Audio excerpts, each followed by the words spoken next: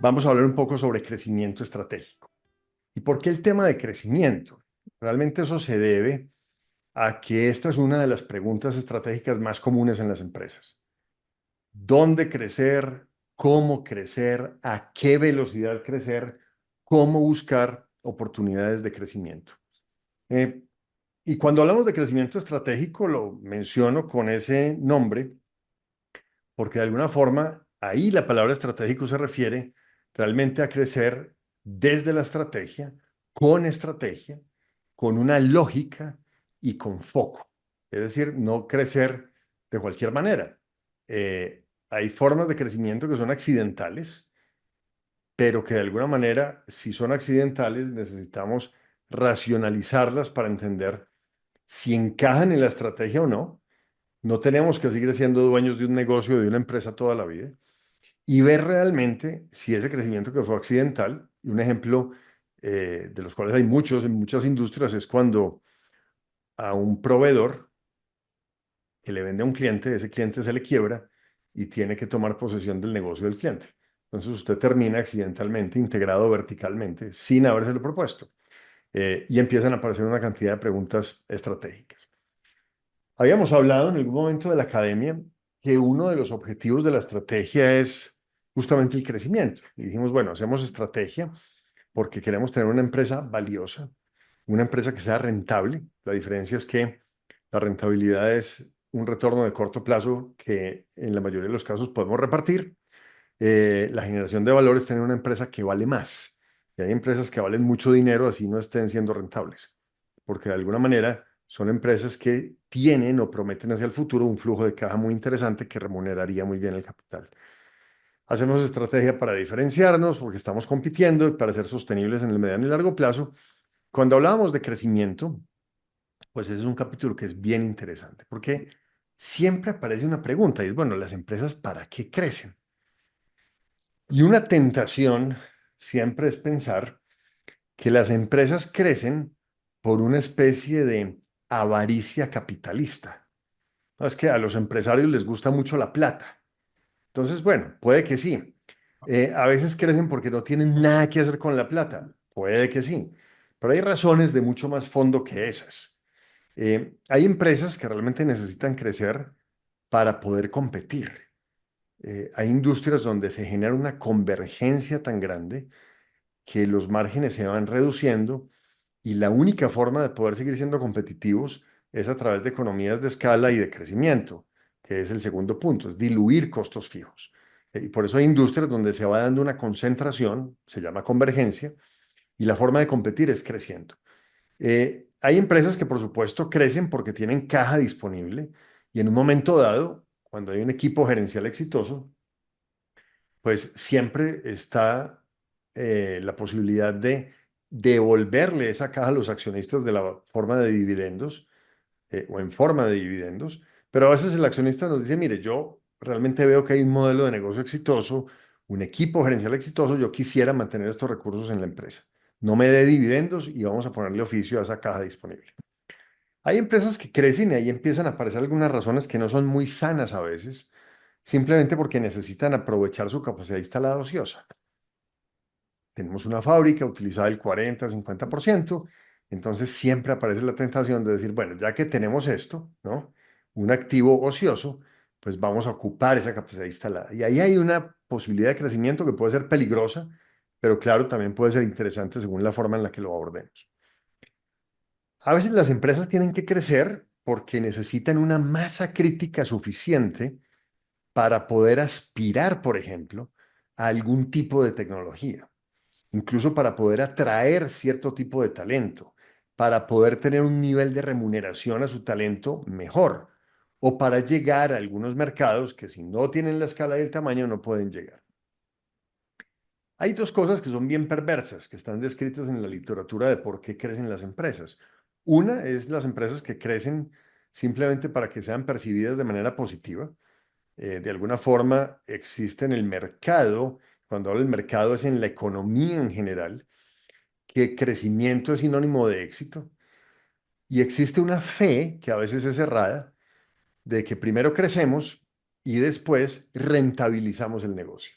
Entonces, las empresas que crecen muy rápido, por alguna razón, a veces un poco irracional, en las bolsas de valores son percibidas positivamente.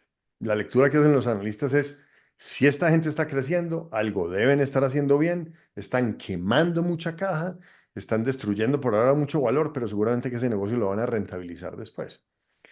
Y hay modelos que son bien perversos además y peligrosos, pero que muchas veces funcionan y cuando funcionan son explosivos. Y es cuando en estos modelos de los unicornios son empresas que no son rentables, crecen muy rápido, queman mucha caja, pero están en un mundo en el cual la valoración de las empresas no es por múltiplos de EBITDA ni por flujos de caja libre descontados, sino por múltiplos de ventas. Entonces, ¿cuál es el interés de esas compañías? Crecer, porque el día que las compren, los pagarán a múltiplos de ventas y lo importante es ser grande. Ahora, ¿cómo así que el que los compre entonces los va a volver rentables? Seguramente tendrá algún mecanismo de poder volver rentable vía sinergias, alguna fusión o alguna manera, compañías que simplemente son grandes sin ser rentables. Y hay otra forma bastante perversa de crecimiento que muy típica en Estados Unidos cuando están estas empresas que no tienen dueño. Básicamente la propiedad está tan disuelta que el gerente o el presidente de la compañía, que a la vez es el mismo presidente de la junta directiva, pues maneja eso literalmente pues como una finca. Entonces, ahí lo que pasa es que estas son empresas que crecen, pero con una intención y es evitar que las compren. Es decir, necesitamos ser lo suficientemente grandes como para que nadie nos quiera comprar y nos dejen seguir aquí tranquilos. Hay otras razones para crecer. Hay empresas que quieren crecer porque quieren construirle una barrera de entrada a un competidor o porque quieren fortalecer una posición de mercado para mandarle al mercado o señales de precios, ¿sí? O de alguna manera poder tener una mayor posibilidad de negociar con los proveedores y traducir eso en mejores márgenes. Y para eso quieren ser grandes. En industrias en consolidación, ya lo habíamos hablado, hay empresas que simplemente se fusionan para crear una gran empresa tratando de crear lo que es el sueño de todo capitalista y es crearse su propio monopolio o crear un oligopolio donde quedan en una industria que está desangrada dos o máximo tres empresas que se reparten el mercado y logran sobrevivir.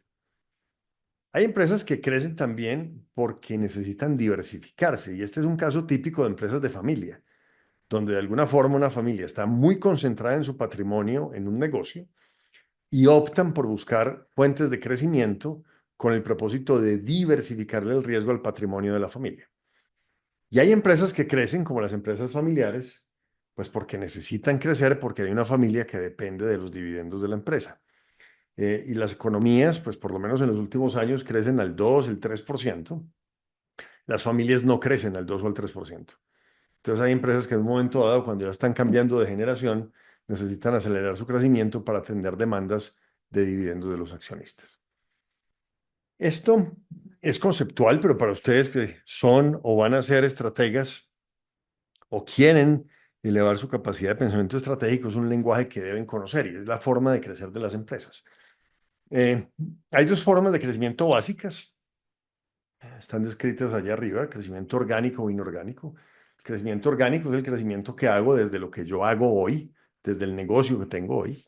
Y el crecimiento inorgánico típicamente es el crecimiento que hago comprando alguna otra empresa, para ponerlo así en términos muy simples. Y cuando compro otra empresa, puedo comprar una empresa que hace exactamente lo que hago yo. Entonces, simplemente nos volvemos una empresa más grande de lo mismo. Eso se llama integración horizontal. Y también puedo pensar en comprar una empresa que no hace lo mismo que yo. Entonces, es un crecimiento por diversificación. Ese crecimiento en otra actividad distinta a la mía puede estar relacionado con mi actividad o puede no estar relacionado. Cuando está relacionado con mi actividad, típicamente lo que yo voy a comprar es o un cliente o un proveedor, alguien que está delante de mí en la cadena o alguien que está detrás. Ese proceso se llama integración vertical. Entonces, por eso ustedes ven a compañías a veces comprando un cliente, un proveedor, o comprando otra compañía igual que sería integración horizontal. O podemos el caso de algunas industrias, no necesariamente comprar al proveedor o al cliente, sino a alguien que está en un eslabón que no es adyacente al mío. No es ni mi proveedor ni mi cliente. En esa cadena de valor está o mucho más atrás o mucho más adelante. Y por eso entonces esa integración vertical puede ser adyacente o no adyacente. Cuando compramos al proveedor que está detrás, llamamos integración vertical hacia atrás. Y cuando compramos a un cliente o a alguien que está en la cadena más abajo o más adelante, lo llamamos integración vertical hacia adelante. Entonces, para que, digamos, nos familiaricemos con esos conceptos. Este fue un libro que mencioné cuando hablamos de ejecución estratégica y lo retomo acá por lo siguiente. El tema de crecimiento sabemos que es retador, que es un desafío. Y eso es parte de lo que este libro nos deja como mensaje. Y ese tema de la mentalidad del fundador se refiere, lo ven ustedes en la parte inferior, a que si vamos a crecer, es importante que a esas iniciativas de crecimiento, primero les prestemos atención, les pongamos recursos, que tengamos mentalidad de emprendedores, así estemos en una empresa ya madura. Eso necesita mucha atención, mucho más riesgos, mucha más iniciativa y muy importante que nos obsesionemos por la ejecución. Entonces, a qué viene esto? Las empresas maduras, establecidas, tienen dificultades para crecer porque les cuesta comportarse como un emprendedor. Y siempre los jala la inercia del negocio que ya es grande, que ya genera caja, que genera dividendos, que de alguna manera es el que le paga los salarios a las personas, alrededor del cual los indicadores que están ligados a la remuneración variable de las personas están dependientes de ese negocio. Entonces necesitamos es que a ese negocio le vaya bien para ganarnos el bono y esa es la conversación. Y hablábamos que, para cerrar de este libro, dos ideas. Uno, la mayoría de iniciativas de crecimiento fallan por problemas internos y no externos. Otra cosa, y siempre lo digo con algo de sarcasmo, es que los gerentes seamos capaces de explicar todo lo que sale mal echándole la culpa a otro, pero muchas veces aquí el reto cuando hablamos de crecimiento es problema de ejecución.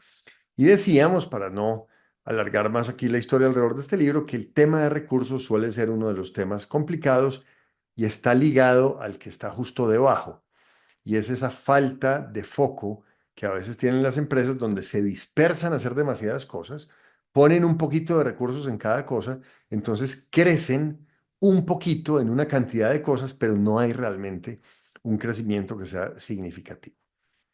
Entonces, para abordar ese tema del crecimiento, estructuré un modelo, que es el que utilizo en mi consultoría con mis clientes cuando el reto en general es sobre crecimiento.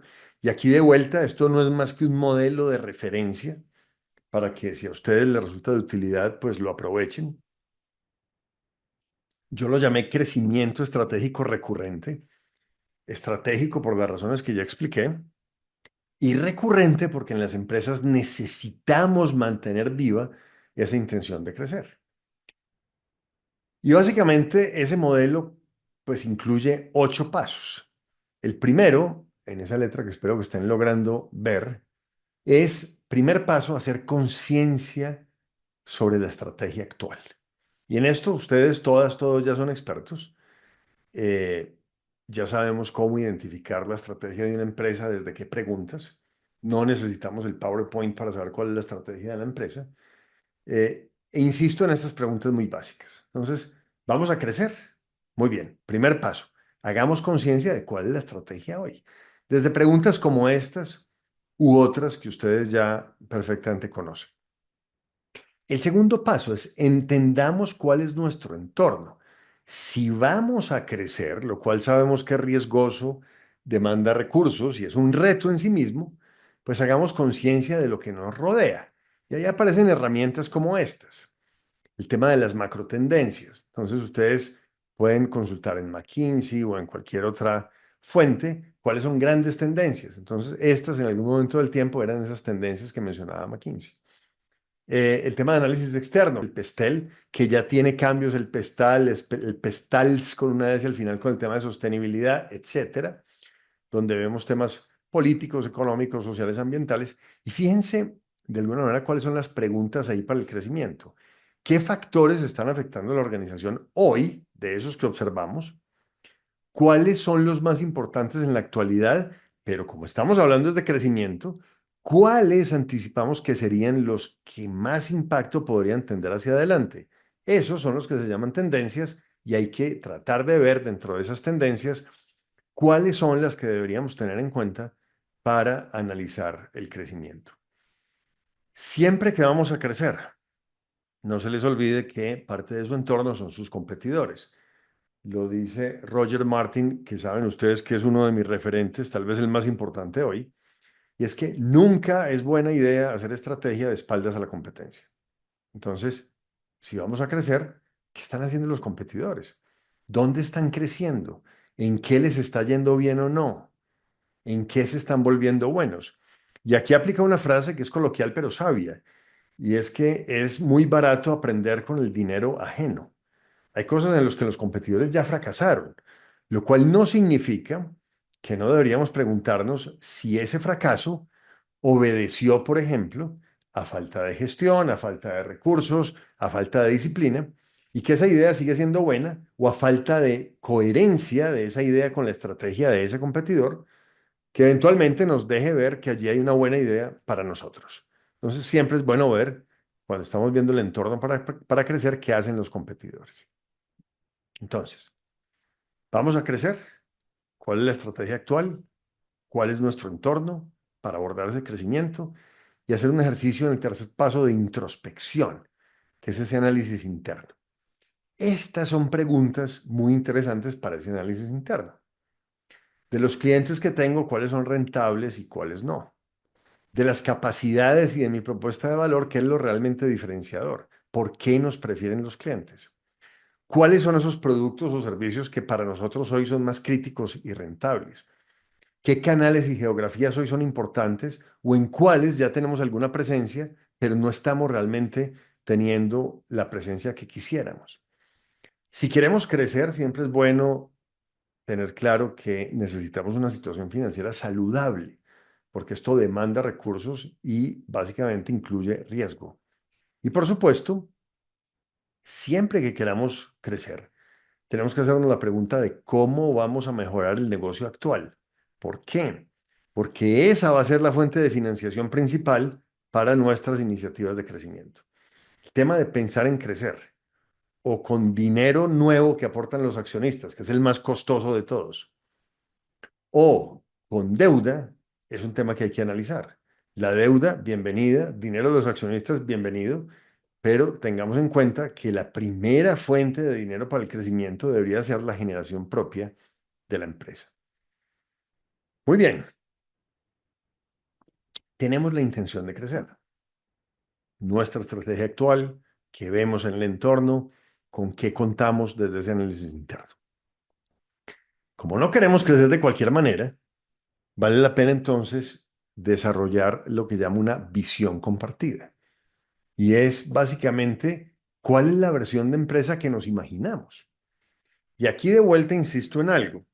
La visión no es una frase bonita para pegar en las paredes. Claro que la podemos poner, pero realmente la visión que tenemos de la empresa se refiere a los rasgos que deseamos que sean observables en esa compañía en un horizonte de tiempo determinado. 3, 5 años, el tiempo que ustedes quieran. Y son temas alrededor de esto. ¿Qué reputación es la que queremos construir? ¿De qué tamaño creemos que nos gustaría ser o podríamos ser? ¿Con qué presencia geográfica estaríamos satisfechos? ¿Qué tan diversificados en términos de negocios quisiéramos estar? El dolor de cabeza de muchas empresas hoy es que están demasiado concentradas en una geografía, en un modelo de negocio o en un cliente. Si vamos a crecer, ¿con qué nivel de endeudamiento nos sentiríamos cómodos? ¿Cuál es el nivel de riesgo que estamos dispuestos a tolerar? Y eso es difícil de medir, pero es posible de conversar. ¿Qué modelos de negocios nos imaginamos? De servicios, de retail, de manufactura, una mezcla de ese tipo de negocios. Y en términos tecnológicos, ¿qué versión de empresa nos imaginamos? Y de esto ustedes pueden tener 15 o 20 rasgos para poder decir, estas son las cosas que queremos que sean visibles en esa empresa que nos imaginamos. Muy bien, hasta este punto, que son los 4 elementos del lado derecho, tenemos insumos para la estrategia de crecimiento. Entonces, ¿qué insumos tenemos? Hicimos conciencia de la estrategia actual. Yo siempre voy a insistir en eso. Si ustedes van a hacer estrategia, empiecen por entender cuál es la estrategia hoy. En ese ánimo de crecer vimos el entorno. En ese ánimo de crecer hicimos un análisis interno. Y para no crecer de cualquier manera, entonces dijimos, imaginemos una versión de empresa. Esa versión de empresa es a la que el crecimiento debería contribuir. Y ahí entonces nos vamos al lado izquierdo del modelo. Y aquí viene el tema que creo que es más crítico, y es construir el inventario de oportunidades de crecimiento. Ayer me pasó una cosa muy curiosa, y estuve hablando con una persona que tiene un negocio de servicios financieros bastante interesante, y me llamó la atención porque al comienzo de la conversación no entendía muy bien cuál era su interés en una consultoría en estrategia. Cuando a lo largo de la conversación empezó a darme todo este inventario de oportunidades de crecimiento. Y muy rápido me di cuenta que de alguna forma el reto estratégico era escoger de tantas cosas que podían hacer, querían hacer, y alrededor de las cuales los dos socios no se habían puesto de acuerdo. Entonces siempre hay muchas oportunidades y hay que empezar por ahí. Esta es otra premisa clave del proceso de hacer estrategia. Hay una primera fase que es de divergencia y otra que es de convergencia. Y en este punto del modelo SER estamos exactamente en el momento de divergencia, y es hagamos un mapa de oportunidades. ¿Cómo buscar oportunidades para el crecimiento? Entonces aparecen varias cosas de las que podemos hablar. Este es el artículo que les mencioné de McKinsey, de los 7 grados de libertad. Y fíjense lo que plantean ellos para esa búsqueda de oportunidades. Estamos hasta ahora construyendo un inventario. Es, primero, ¿cómo le puedo vender más de lo que hoy le vendo a los clientes que ya tengo? A veces queremos crecer y empezamos a ver nuestros clientes más importantes, y resulta que lo que llaman en mercadeo el share of wallet, es decir, qué tanto de lo que ese cliente compra de ese producto me compra a mí. Si ese cliente cada mes compra 100 unidades, ¿cuántas me compra a mí? Y si a mí solo me compra 15, pues en lugar de irme a buscar un cliente nuevo, ¿qué tal si pienso que en ese cliente que ya me compra 15 pueda venderle 20 o 25? Hay una primera fuente de crecimiento, sin ir muy lejos. Es primer tema para buscar oportunidades, venderle más a los clientes que ya tengo. Lo segundo, así de básico, ¿cómo le vendo de lo que yo tengo a clientes que hoy no tengo? Si tenemos un negocio donde todavía tenemos la posibilidad de acceder a clientes que hoy no nos compran, ¿cómo lo puedo hacer? Lo tercero, ¿cómo a esos clientes que ya tengo les vendo cosas que hoy no les vendo? Entonces, el típico caso de las compañías que tienen un negocio de un e-commerce, tienen una distribución o de alguna manera, de alguna forma accidental, crean un canal muy potente de distribución, y ahí la pregunta es, ¿qué más puedo vender a través de este canal? ¿Qué más puedo vender a través de esta plataforma? Fíjense la cuarta, ya la cosa se empieza a complicar. ¿Cómo puedo entregar mi producto o servicio de una mejor manera? Es decir, si quiero crecer y vender más, ¿cómo enriquezco o ajusto mi propuesta de valor? Ese es básicamente el punto. La quinta pregunta, vámonos a pensar en otras geografías. La sexta, ¿cómo realmente cambio la estructura de la industria? ¿Con quién podría aliarme? ¿Qué empresa podría comprar? Y la última, fíjense, es cómo entro a negocios nuevos definitivamente donde hoy no estoy. Pues, ¿cuál es un mensaje potente de esto? Y esto está en la literatura que ustedes tienen, tal vez de la primera sesión, este artículo de McKinsey. Primer mensaje es, si vamos a crecer, no empecemos por lo más difícil. Y ahí siempre cuento una anécdota sencilla, y es esta. En inglés existe esa expresión que se llama low hanging fruit, como vamos a primero aprovechar las frutas más bajas. Diríamos en español colombiano, vamos a buscar los mangos más bajitos. Entonces, claro, los mangos más bajitos son los que están como a la altura de la visión o del alcance de nuestra mano. Pero resulta que hay unos que son más bajitos que esos y son los que están en el piso.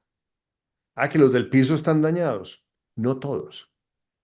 Entonces, en las compañías a veces o nos dejamos tentar por ir a tratar de bajar el mango que está más alto, nos subimos al árbol y nos podemos caer y fracturar, o nos quedamos buscando el mango que está al alcance de la mano y no nos agachamos a ver qué hay en el piso. Ese es el mensaje central de este artículo. Si va a crecer, empieza por hacerse las preguntas más básicas. Primer modelo o marco de referencia para buscar oportunidades de crecimiento. Un segundo modelo es este. Se llama la matriz del Boston Consulting Group. La usan mucho en mercadeo, en desarrollo de productos, pero en estrategia la aprendimos a usar y no fue para lo que originalmente se creó, para clasificar los negocios dentro de una misma empresa. Si quieren los productos, si quieren los canales, si quieren las geografías. En las empresas tenemos unos negocios que llamamos vacas lecheras. Se llaman así porque son altamente generadores de caja. Entonces son negocios donde ya tenemos una participación de mercado interesante y donde eventualmente el crecimiento es más bien lento. Hay un segundo grupo de negocios en la parte superior izquierda que se llaman los negocios estrella. Son negocios donde vamos construyendo una buena participación de mercado, pero donde la dinámica de crecimiento sí es muy importante. Hay una serie de negocios que se llaman signo de interrogación. Son negocios donde realmente somos irrelevantes para el mercado, pero hay un crecimiento enorme en esa industria. Y ahí es donde nos debemos preguntar, ¿nos quedamos y realmente nos jugamos a este negocio o nos salimos? Y hay unos negocios que los llaman hueso en inglés o perro, que son esos negocios donde somos irrelevantes, pero además estamos en una industria o en un sector que no crece. Entonces aquí hay varios mensajes. Lo primero, siempre que piensen en crecimiento, háganse la pregunta, ¿de qué negocio debería salirme? Porque si queremos crecer, eso implica más complejidad, siempre va a ser bueno deshacerse de negocios que distraen recursos, que nos desgastan, que no generan valor. Entonces vamos a limpiar un poco la casa de los malos negocios para prepararnos mejor para crecer. Segundo, hay negocios donde ya estamos, que son esos signos de interrogación. Ahí podemos tener una hipótesis de negocio interesante. Y ahí es donde tenemos que decir, bueno, aquí nos quedamos o nos vamos. Y si la curiosidad o la intuición o por ahora lo que muestra el negocio es que nos deberíamos quedar, pongámoslo en ese inventario de iniciativas de crecimiento. Y muy importante, al lado izquierdo, si tenemos un negocio estrella, es decir, un negocio que crece, es rentable, genera caja y está en un sector que crece, no nos distraigamos mucho en crecimientos lejanos y dedicámosle prioritariamente tiempo a ese negocio estrella. Y a la vaca lechera, pues tratemos de aprovecharla hasta el último minuto y por lo tanto no dejemos de asignarle recursos porque esa vaca lechera es la fuente de caja más importante para poder financiar todo el crecimiento. Entonces, esta es otra forma de buscar oportunidades de crecimiento. Hay un modelo que es de unos consultores de McKinsey, de este libro publicado en el 99, lo tienen ustedes en su literatura, que se llama La alquimia del crecimiento, The Alchemy of Growth, de Van Hay. Y él fue el que planteó este tema de los horizontes, es decir, un poco en línea con lo que plantea la matriz de BCG. En las empresas tenemos unos negocios de horizonte 1, que son los que generan caja hoy, unos negocios de horizonte 2, hoy no son los más grandes, no son los más rentables, pero prometen ser esas vacas lecheras del futuro y serán el horizonte 1. Y tenemos un mundo que es el del horizonte 3, donde básicamente tenemos negocios donde estamos explorando, experimentando, apuestas donde no nos estamos jugando la empresa, pero donde de alguna manera estamos aprendiendo y donde esperamos que de esos negocios del horizonte 3, alguno se convierta en el horizonte 2. Entonces, aquí volvemos a este lenguaje de la estrategia que hablamos en algún momento, de cómo hay temas de explotación en la estrategia que son del horizonte uno. Hay unos temas de escalar que son parte de esa explotación, como vuelvo más grande algo que yo hago, que pueden ser el horizonte 2. Y algunos temas que son de exploración, es decir, temas que simplemente voy a explorar con un experimento, o de investigación, digamos, de aprendizaje. Y es donde no voy a invertir nada, solo voy a ir a aprender. Voy a gastar un poco para aprender, pero no voy a montar por ahora ningún negocio y por lo tanto ahí no hay ninguna fuente de caja. ¿Por qué es importante esto? Lo que plantea este autor en su libro Bajei es que las empresas saludables tienen iniciativas de negocio siempre en los tres horizontes. Un error en el uso de este modelo es creer que cuando yo ensamblo mis iniciativas de crecimiento en este modelo, las de horizonte 2 son las cosas en las que voy a empezar a trabajar dentro de 3 años y las de horizonte 3 las que voy a empezar a trabajar dentro de 5 años.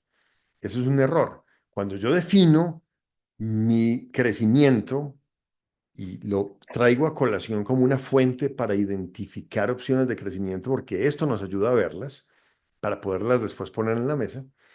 Eh, Cuando yo organizo esas iniciativas acá, es porque hoy desde el presente voy a estar trabajando en todas ellas, las de horizonte uno, 2 y 3. Por eso es contraproducente cuando las empresas usan este tipo de modelos, cuando vemos que en cada horizonte hay una cantidad de iniciativas, porque es la idea de que esto lo vamos a hacer después y para que no se nos olvide o para no sentir esa incomodidad de que lo estamos olvidando o aplazando demasiado, pues ahí pongámoslo en el horizonte 2 y después lo trabajamos. Así no funciona este modelo. Por eso hay que recoger muy bien unas iniciativas de crecimiento en las que podamos trabajar hoy, invertir hoy, prestarle atención hoy, para de alguna manera poder tener ya una visual de cómo pudiera ser esa evolución de la empresa. Entonces, si tenemos una conversación desde los horizontes o tenemos este modelo, ahí hay unas fuentes para ese inventario. Tenemos el inventario de ideas. Entonces viene un segundo tema que no es menos complejo y es el siguiente. Esas ideas las tenemos que evaluar, las tenemos que priorizar con algún criterio. La pregunta que siempre me hacen es, bueno, Carlos, ¿cuál es el criterio que utilizan las empresas para priorizar, para organizar, para definir, para escoger sus iniciativas de crecimiento? Y la respuesta siempre es la misma. Esa recomendación genérica no existe. Tenemos que crearla nosotros mismos, de acuerdo a los intereses de los accionistas, a las capacidades que tenemos, a los intereses del equipo gerencial, a nuestras posibilidades financieras, a los aliados posibles a los que podemos acceder, a una cantidad de criterios. Ese es este punto. ¿Cuáles son de todas maneras algunos criterios básicos para poder calibrar ese inventario de ideas que ya tengo? ¿Esto qué tan pertinente es estratégicamente? Es decir, ¿qué tanto cada una de esas ideas, porque lo que estoy buscando es un criterio de evaluación de esas ideas, qué tanto cada una de estas ideas es compatible con las capacidades que tengo y con los recursos con los que cuento? La pertinencia económica, esta idea, qué tanto capital demanda, qué tanto retorno sobre el capital promete y qué tanto tiempo se demora ese retorno. Ese podría ser otro criterio. ¿Qué beneficios, además de los estratégicos y económicos, me trae este negocio? Me ayuda a crecer ingresos, me genera economías de escala, por ejemplo. ¿Qué riesgos implica este crecimiento? Y esos riesgos, ¿qué tan probables son y qué tan drásticas serían las consecuencias en caso de que esos riesgos se materialicen? Y por último, una pregunta que no es menor. Este, esta oportunidad para crecer, si la tomo, ¿qué tanta complejidad me genera para los negocios que ya tengo? Y ese es difícil de medir en Excel, es difícil de estimar con cualquier modelo de riesgos y es un poco un tema que nos queda a criterio y es bastante subjetivo. La competencia por recursos, la complejidad en el uso de alguna capacidad estratégica, la reacción de algunos clientes frente a que yo entre a un negocio. A eso se refiere básicamente el tema de complejidad. Entonces, fíjense lo siguiente. El punto 5, construimos ese inventario de iniciativas de crecimiento. En el 6 dijimos, bueno, ¿con qué criterios las vamos a evaluar? Y en el punto 7 vamos a hacer una evaluación. Y la evaluación no es otra cosa que una matriz tan simple como la que ustedes ven ahí. En la columna verde ponemos las ideas. En la fila azul ponemos los criterios. Y a las personas que están en capacidad de hacerlo, junta directiva, accionistas, equipo ejecutivo, personas de los equipos ejecutivos, les pedimos que le otorguen una calificación a esas iniciativas bajo cada perspectiva. Entonces, aquí empiezan las quejas del modelo. Ese modelo es muy subjetivo, sí, claramente. Es que el que va a crecer es usted. Entonces, no tenemos nadie mejor a quien preguntarle cómo crecer que a usted. Segundo, no tenemos la información completa. Perfecto, vamos a responder acá desde la información que tenemos. Y si nos hace falta información para una idea atractiva, entonces la vamos a estudiar. No hacemos estrategia nunca con información completa. Es que este modelo realmente es muy amplio porque son muchas las ideas. Siempre les digo, hagan el ejercicio de calificación y les aseguro que aparece una primera priorización muy evidente de ideas. La cuarta queja, hay criterios que se nos pueden estar quedando por fuera o deberíamos a cada criterio darle un peso específico porque no es lo mismo el tema económico que el tema de riesgos. Perfecto, para eso usted con Excel puede hacer las ponderaciones que quiera y darles el peso que quiera. Entonces aquí volvemos un poco a lo mismo, en lo que he insistido en esta academia, y es que hacer estrategia es un ejercicio de pensar. Es un ejercicio que requiere criterio, que requiere incluso innovación en la forma en la que nosotros abordamos los retos estratégicos, que requiere desprenderse de una cantidad de paradigmas que por eso en la primera sesión les hablé de 24, que creo que necesitamos cambiar para hacer mejor estrategia, que necesitamos de dejar el miedo de creer que la única forma de hacer buena estrategia es utilizando metodologías conocidas o de autores reconocidos. ¿Qué pasa cuando tenemos esto? Que con ese resultado, y ahora al terminar, en la parte no grabada les mostraré un caso práctico, nos hacemos la última pregunta. Bueno, si estas son las ideas, si esta es la calibración, ¿cuál es la estrategia de crecimiento? Yo lo llamo el ensamble estratégico. Y en ese ensamble organizamos según el resultado de las ideas en estos cuadrantes. Hay unas ideas de crecimiento que son del mundo de la explotación, del horizonte 1, de la vaca lechera o el negocio estrella, lo que llamaríamos en inglés el no-brainer, cosas que es evidente que debemos hacer para crecer. Entonces son temas de explotación que vamos a ejecutar. Cuadrante superior derecho. Hay un segundo grupo en el cuadrante inferior derecho. Son ideas de exploración, experimentos, aprendizajes, investigaciones que vamos a empezar a hacer ya. Entonces son ideas que vamos a explorar desde este mismo momento. Por eso quedan en el universo de la exploración y la ejecución. Hay un tercer grupo que son las ideas de explotación que quedan bien calificadas, pero que necesitamos estudiar mejor. Teníamos unos vacíos de información, la calificación fue muy asimétrica, todos reconocimos que en ese criterio no teníamos nada que aportar porque no tenemos idea. Entonces, esa se ve como una buena idea, quedó bien calificada, pero necesitamos estudiarla mejor. Entonces, de alguna manera, son temas de explotación que vamos a estudiar, cuadrante superior izquierdo. Y al final, que sigue siendo importante, pero mi recomendación de priorización es esta que estoy mencionando, es que tengamos unas ideas que sabemos que son de exploración y que vamos a estudiar, no las vamos a ejecutar. Estas son un poco menos urgentes. Y hay ideas que por la calificación realmente no caben en ninguno de estos cuadrantes. No nos interesa ejecutarlas, no nos interesa por ahora estudiarlas. Mi sugerencia es que mantengan siempre lo que llamo un parqueadero de ideas. pongan ahí esas ideas que no clasificaron acá. Porque hay ideas que a veces no es que sean malas, hay ideas que simplemente aparecen en el momento equivocado, aparecen prematuramente, nacen en el instante que no les correspondía para encajar en este universo presente. Hay que tenerlas ahí, porque esta conversación de crecimiento, pues por supuesto, como todas las conversaciones de estrategia, es permanente. Quiero hablarles brevemente sobre este tema. Una de las formas de crecimiento que más utilizan las empresas es esta, son las alianzas estratégicas. Y básicamente, ¿por qué existen las alianzas? Porque cuando estamos en un entorno que es tan competitivo y tan veloz, difícilmente las empresas vamos a poder hacer todo el tiempo y todo bien. Y todo a la velocidad que quisiéramos. Entonces, por eso esa idea de conseguir y tener aliados se vuelve una buena idea.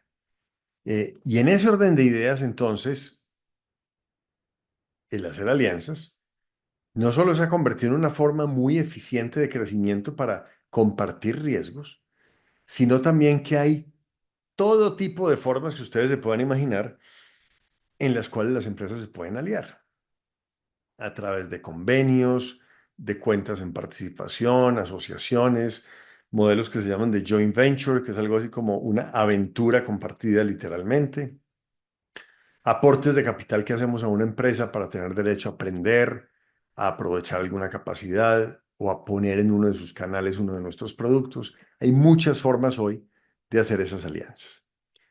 Entonces, ¿cuáles son los objetivos de esas alianzas estratégicas? Uno de esos objetivos típicos es la competitividad. Es decir, nos aliamos con alguien más para poder lograr economías de escala, para reducir costos, para tener eficiencias. De alguna manera también nos aliamos porque cuando ese aliado tiene una capacidad en la que yo no soy bueno y para mí es estratégica, pues contrarresto esa debilidad en mi modelo de negocio. Y a veces busco aliados porque quiero elevar mi diferenciación y mi competitividad, pero necesito a alguien más que me provea un recurso, capacidad, experiencia, un activo estratégico que no puedo conseguir en otra parte y no lo puedo desarrollar, pero que muy rápidamente se materializa en una ventaja para mí. A veces hacemos alianzas, por ejemplo, con empresas que tienen otro portafolio de productos para robustecer ese portafolio frente al mercado, para lograr una solución integral, para poder ofrecer ese modelo que lo llaman el one-stop shop, y es que en un sitio un cliente consigue todo lo que necesita para construir su propia solución. Hacemos a veces alianzas para hacer presencia en el mercado, muy típico en el tema geográfico, donde buscamos aliados en otras geografías para poder vender productos o prestar servicios. Esas alianzas también nos ayudan a acceder a recursos, conocimientos, tecnología que de otra manera no tendríamos. Todo eso son capacidades y recursos. Hay un tema que va más allá de la competitividad y es cuando ya realmente queremos movernos a otra liga de competitividad. Entonces hay momentos donde si eso demanda crecimiento y no lo puedo tener, a través de una alianza lo logro. Si esto demanda capacidades que no puedo tener y queremos ir juntos con un aliado a ese nivel superior de competitividad y participar en venderle o aspirar a venderle a clientes más sofisticados, la alianza puede ser una respuesta. A veces hacemos alianzas por algo bien interesante y es no perder flexibilidad. Es decir, no queremos comprometer todos los recursos en una sola iniciativa. Entonces, por eso compartimos el riesgo. Y a veces también ese compartir el riesgo significa disminuir las necesidades de inversión. A veces hacemos estas alianzas porque queremos sinergias, porque creemos que uno más uno no es dos, sino tres en términos de capacidad de generarle valor a un cliente, si logramos esa alianza por esa sinergia. Y muy importante, a veces hacemos alianzas por un tema de especialización. Hay momentos en los que nosotros queremos enfocarnos solo en algún tema específico y queremos delegarle la complejidad de otros temas a otro, y en ese sentido las alianzas son una buena ruta para poder especializarnos y no quedarnos por fuera perdiendo competitividad o perdiendo acceso a los clientes por habernos especializado, dado que tenemos aliados que nos siguen dando acceso y aprovechan nuestra especialidad que se convierte en una capacidad estratégica, una fuente de diferenciación. Finalmente, ¿qué debemos considerar cuando vamos a hacer una alianza estratégica? Primero, validar que entre las partes que se están aliando sí haya voluntad. Es decir, que haya la convicción de que esa alianza es importante e incluso es necesaria. Lo segundo, que no solamente haya el deseo, sino que la motivación esté movida porque las dos partes que se están aliando saben y tienen claro que es mejor estar juntas que separadas. Es decir, tiene que ser muy evidente el valor que están persiguiendo en la alianza, que un poco es el punto 3, y es para qué nos aliamos, qué es lo que queremos lograr, y muy importante, que tengamos claras esas expectativas compartidas. Es decir, que eso que estamos esperando de la alianza realmente sea igual en ambas partes. Puede ser que el valor para cada uno sea distinto, pero la forma en la que vamos a generar valor y el valor que vamos a generar y sus características lo tenemos claro ambas partes. Y muy importante, cuando estamos haciendo estas alianzas, como parte de las consideraciones, primero definir cuál va a ser el modelo de gobierno, es decir, quién va a gestionar, cómo vamos a controlar, qué dificultades anticipamos, qué reglas de juego deberíamos desde ahora conversar para que no nos tome por sorpresa en el camino alguna eventualidad, algún incidente que pudimos haber previsto desde construirle gobierno a esa alianza. Clave para que las alianzas sean exitosas, que haya foco en el resultado.